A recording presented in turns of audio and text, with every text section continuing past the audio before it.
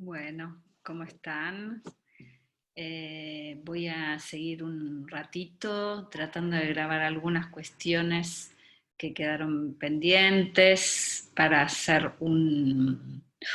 digamos, una vinculación entre algunas de las cosas que vimos con conceptos de Lacan. Tomamos el seminario 11 como podríamos haber tomado cualquier otro, porque lo que estamos tratando de despejar en Freud es la modificación que se produce a partir de 1920 en la concepción del aparato psíquico.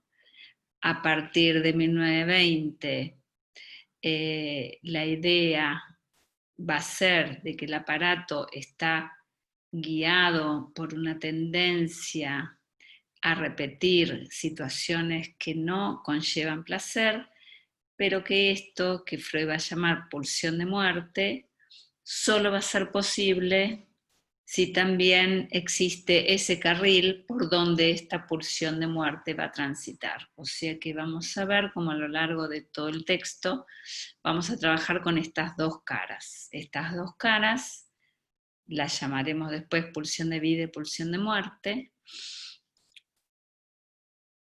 Esto como introducción.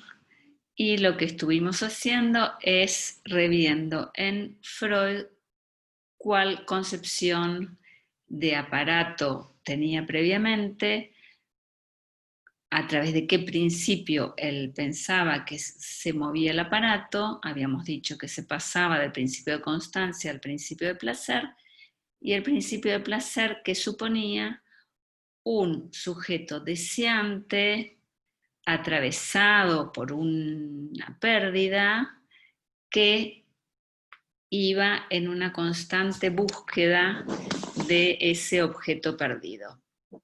Entonces, el aparato psíquico supone desde esa concepción un conjunto de representaciones que se vinculan entre sí y que estarían, digamos, relacionadas entre ellas por esto que Freud llama la carga o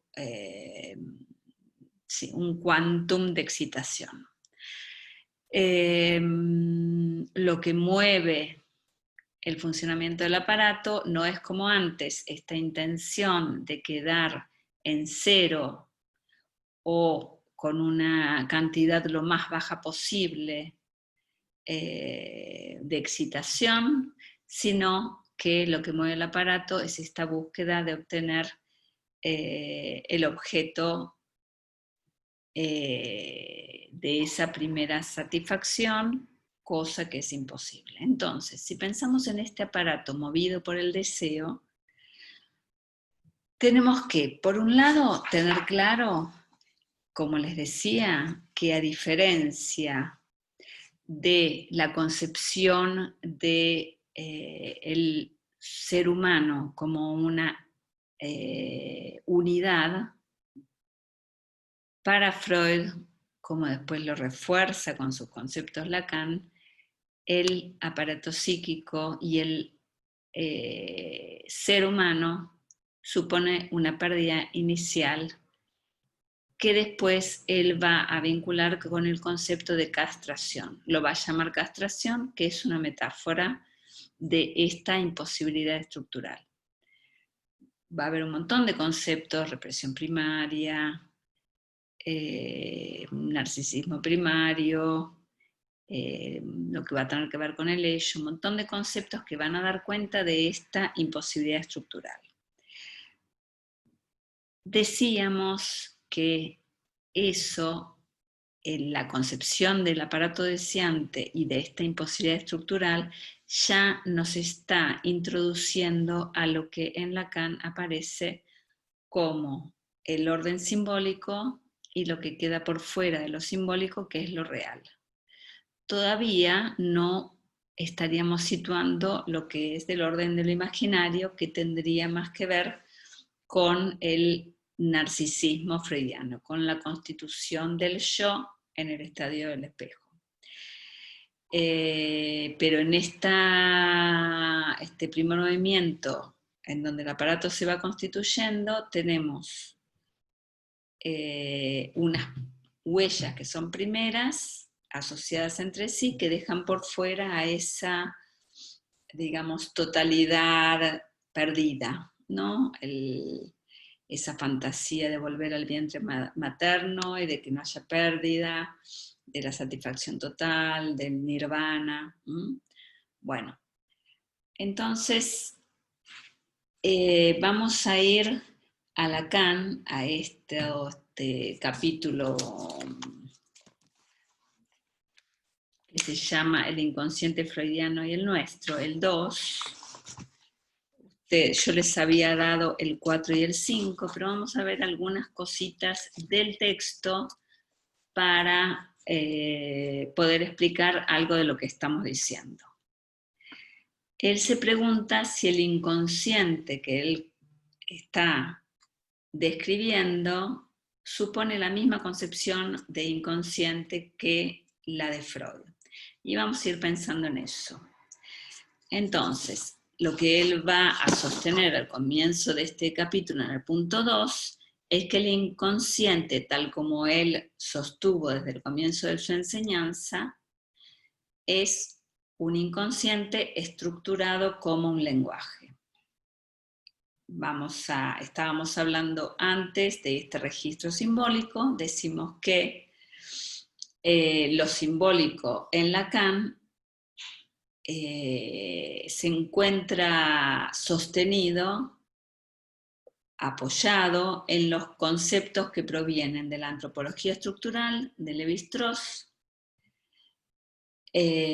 con lo que él supone como leyes necesarias para que una sociedad humana exista,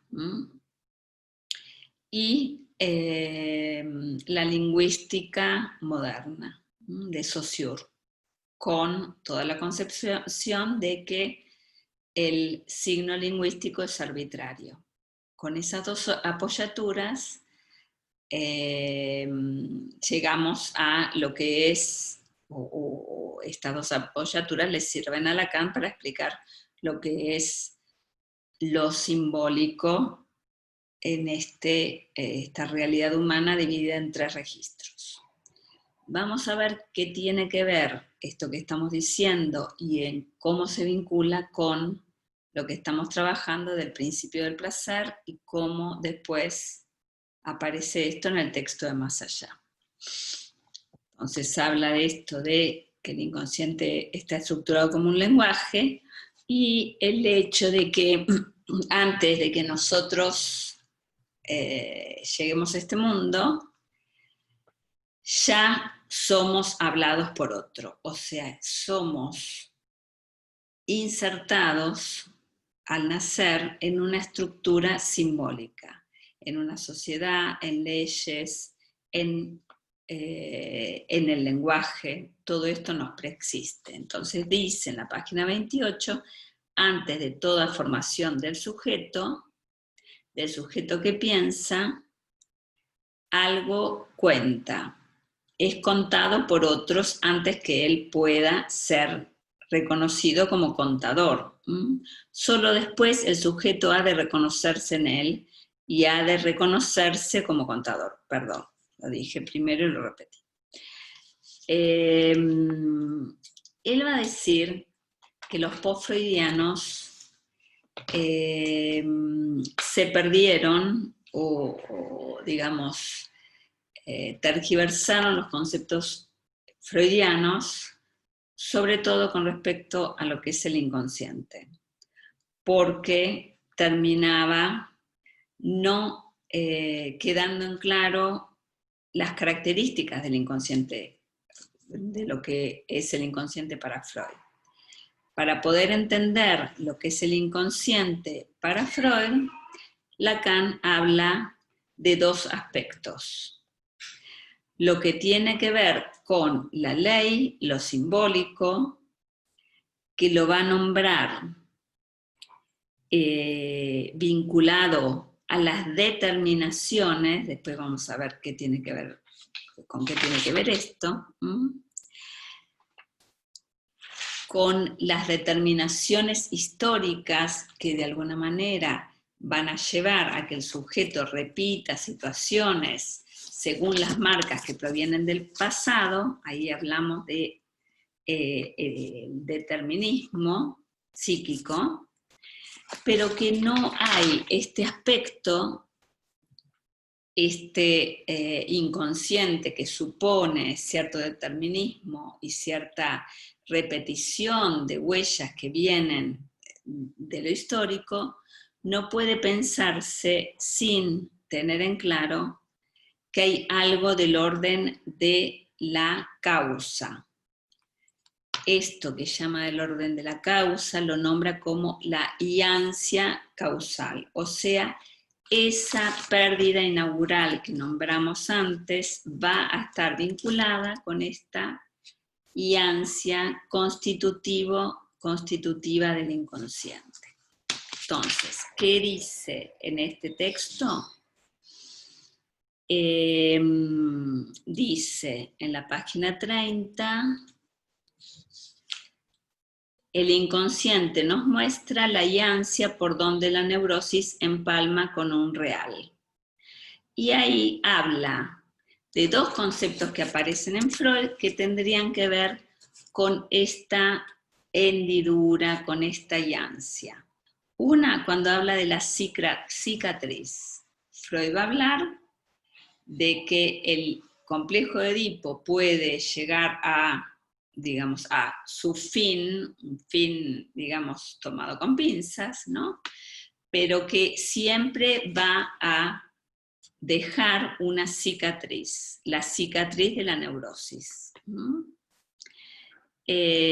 Acá dice la cicatriz del inconsciente, pero bueno, tendría que ver con lo mismo. Entonces, tenemos la cicatriz vinculada con esto que es del orden de la causa o de esa pérdida inaugural, así como el ombligo del sueño, dice Lacan en la página 31.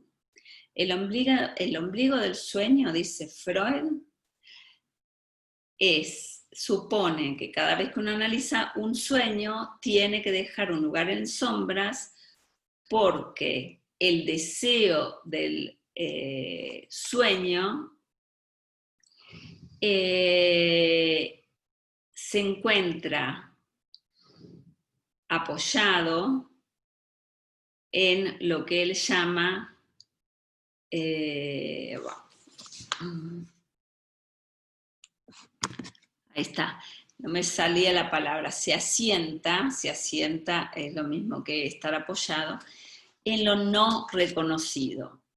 La palabra esta que usa Freud es muy extraña, podemos pensar que esto no reconocido es diferente a lo que puede conocerse, o sea, tendría que ver con esa imposibilidad estructural de la que hablamos.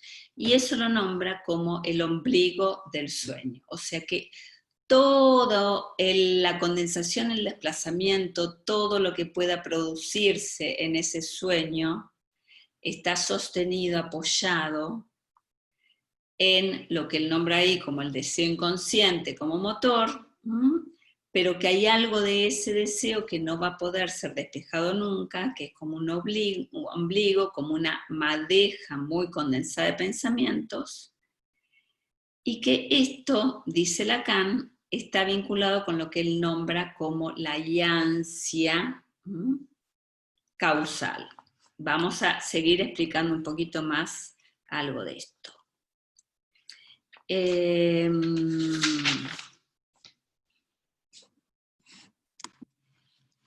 Después, en la página 32,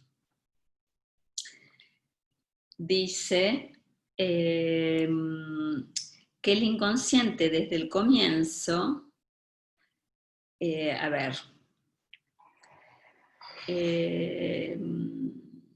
es lo que impresiona de entrada en el sueño, acto fallido, agudeza? Dice, el tropiezo, la falla, la fisura. Dice, lo que se produce en esa iancia, en el sentido pleno del término, producirse, se presenta como hallazgo. Es que la exploración freudiana encuentra primero lo que sucede en el inconsciente así, ¿no? Así. La sorpresa, lo que rebasa el sujeto, lo que no se esperaba, todo esto, este hallazgo, en cuanto se presenta, es un rehallazgo. Y además está dispuesto a escabullirse de nuevo, instaurando así la dimensión de la pérdida. O sea, habíamos dicho en un momento que el inconsciente, cuando se hace presente, por ejemplo, en el análisis, en la asociación libre, en un fallido, aparece como algo sorpresivo, si no causa sorpresa, si es algo conocido, si es algo propio de lo que comúnmente la persona tiene conscientemente presente, no va a ser algo del orden del inconsciente. Si es el inconsciente, es algo que irrumpe y sorprende. Y habla, junto con esto, de lo que implica el inconsciente como una discontinuidad y como algo del orden de la vacilación. Lo de la discontinuidad es interesante porque vamos a ver todas estas características del inconsciente que nombra Lacan como estructurado, como un lenguaje, no puede pensarse si no es del orden de la discontinuidad. Es una serie de, podemos decir, significantes, de unidades que se siguen unas a otras, y que necesariamente tiene que haber un encadenamiento. De hecho, Freud hablaba de la cadena, y ese encadenamiento supone algo que continúa y se corta, continúa y se corta, continúa y se corta. No es algo continuo, es discontinuo. Página 34, después en algún momento lo podemos ver. Acá viene algo que les quería decir, después no sé si voy a seguir mucho más, esto es anterior a los capítulos que yo les nombré. En la página 34 va a decir, el inconsciente es el sujeto en tanto alienado en su historia. O sea, lo que les decía antes, si está alienado en su historia, está, digamos, es aquello que la historia determinó en él, ¿sí? Él es eso otro, determinado desde otro lugar. Alienado es fuera de sí, ¿sí? Desde ese otro lugar. Ahora va a venir una cuestión un poco más complicada. Verán que con más radicalidad hay que situar el inconsciente en la dimensión de una sincronía, en el plano de un ser. Bueno, acá vuelve a hablar de Freud, el micelio, y habla del sujeto en tanto que indeterminado. A ver, estamos hablando, por un lado, del determinismo psíquico, cómo la historia va a determinar, va a condicionar cómo va a ser el sujeto, y al mismo tiempo está hablando de lo indeterminado. ¿Por qué? Porque hay algo que no es cerrado, que no es unidad, que dijimos que va a aparecer siempre de una manera diferente. Entonces tenemos ese contraste entre lo que es la determinación que viene desde lo histórico, que va a tener que ver con una cara de la repetición, y por otro lado, lo indeterminado. Hay algo nuevo cada vez en este encadenamiento del que hablábamos. No hay unidad, no hay un ser cerrado y unívoco, sino que es un inconsciente en acto, en actualidad, es algo abierto y que se produce cada vez. Y esto es del orden de tiene los dos aspectos. ¿A qué llama acá sincronía?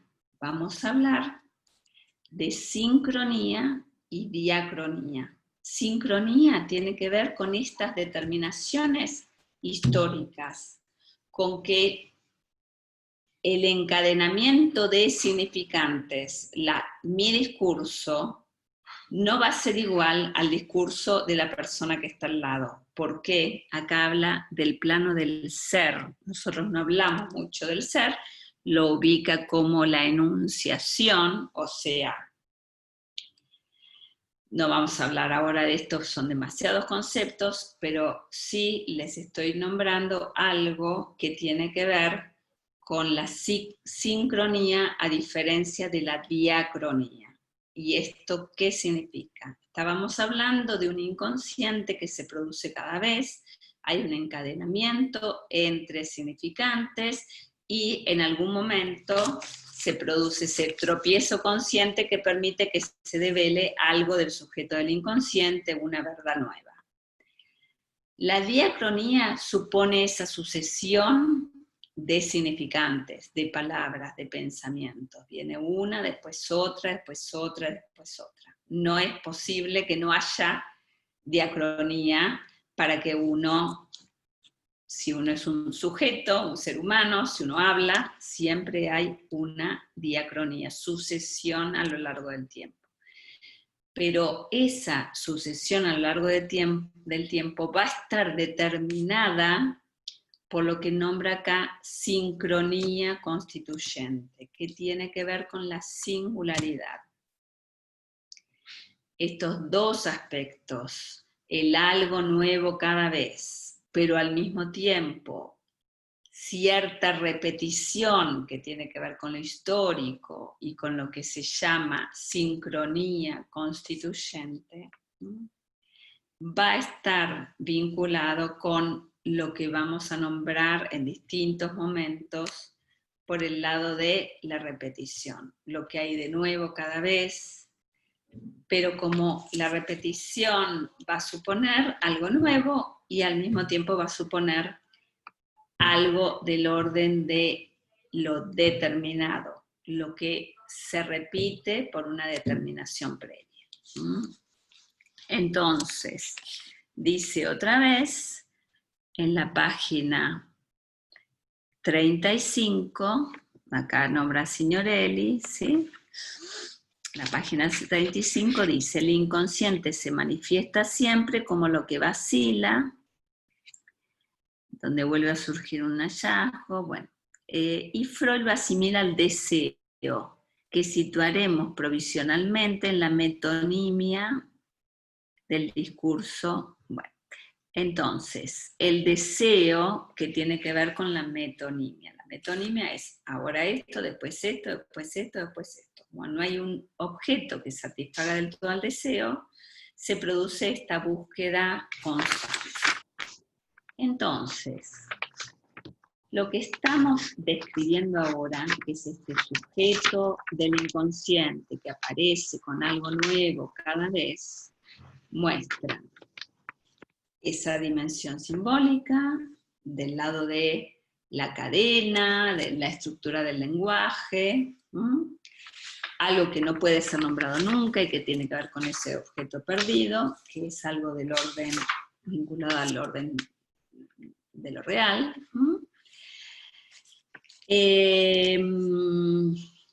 Y acá relaciona este encadenamiento con el deseo, o sea que estamos hablando de eso que en Freud nombrábamos como el principio de placer.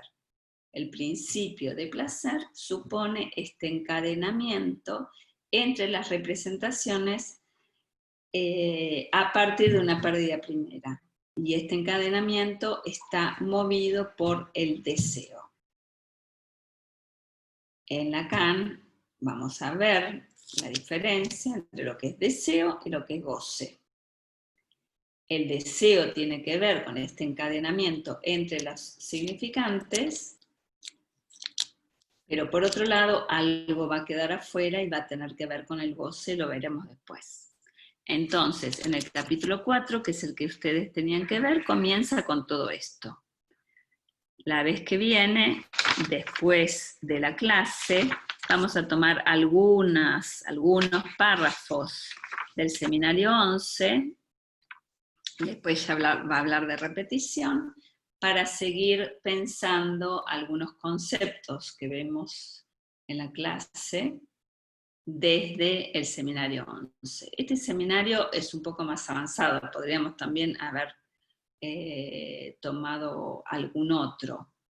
Pero bueno, después me van a comentar si les viene bien de esta manera. Los que quieren, los que no saben nada de Lacan, les pido por favor que no se preocupen, que pueden no escuchar esta parte, estos agregados,